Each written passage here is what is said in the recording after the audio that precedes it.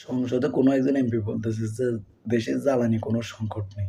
প্রথম কথা, জ্বালানির কোনো ওনার সংকট কথাটা বর্তমানে শুনুন। বাংলাদেশে নেই। আচ্ছা, দ্বিতীয় কথা হচ্ছে এই জ্বালানি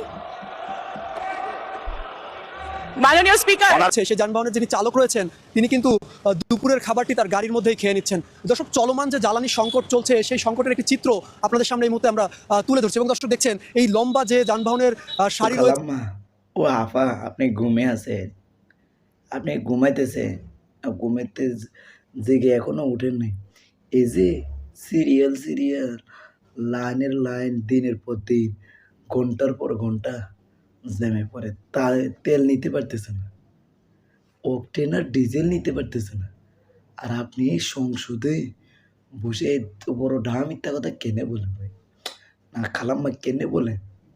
মানে কেমনে আপনার মুখে দিয়ে খাটলো যে দেশে জ্বালানির কোনো তো জ্বালানি তেলগুলো আমাদের কোথায়? যদি জ্বালানি তেলের অভাব না থাকে তাহলে ঘন্টার পর ঘন্টা তো ৮-১০ ঘন্টা রাস্তায় কেউ ঘুমিয়ে, কেউ পেট্রোল পাম্পের সামনে মশারি টাঙিয়ে হুন্ডার উপরে ঘুমাইতেছে। এগুলো তো থাকা লাগতো না খালাম্মা। মানে এত বড় মিথ্যা কথা মেরে দিলেন খালাম্মা। ও খালা, তেল যদি আমগো দেশে উৎপাদন করে বা তেল যদি সংকট না পড়ে, তাহলে কোথায় গেল আমাদের এই তেলগুলো? তো খালাম্মা, তেলগুলো বাইর করে দেন, জনগণের হায় কাটা শেষ করেন। জনগণ অনেক দিন ক্ষুধার্ত, যে তেল পাইতেছে না, ঠিক মতন গাড়ি চালাইতে পারতেছে না, ঠিক মতন বাসায় যাইতে পারতেছে না, ঘন্টার পর ঘন্টা দাঁড়িয়ে তেল পাইতেছি না।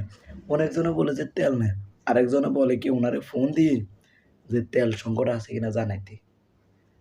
মানে এগুলোর জন্য জনগণ বসে আছে এতদিন। এত বড় মিথ্যা কথা মাইরে দিলেন যে তেল নেই। তো কি আছে আমাদের দেশে? এই যে হাঁকা লাগে, যে জিনিসপত্রের দাম বেড়ে গেছে, কোথায় যাবেন আপনি?